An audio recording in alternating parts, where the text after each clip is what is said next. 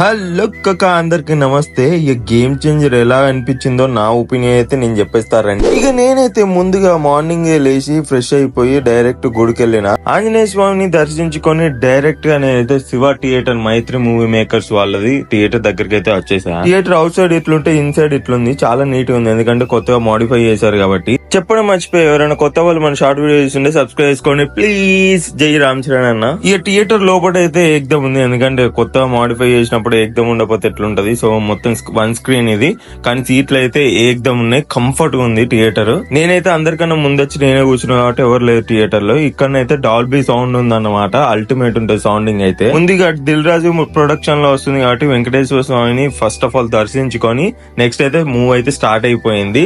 The game changer అని చెప్పి title అయితే పడుతుందని చెప్పి అందరు స్నాప్లు అయితే తీసేసుకున్నారు. తర్వాత రామ్ చరణ్ సార్ ఎంట్రీ అయితే నాకైతే చాలా బాగా నచ్చింది. ఇక నెక్స్ట్ షెడ్యూల్ లో క్లియర్ గా చెప్తా.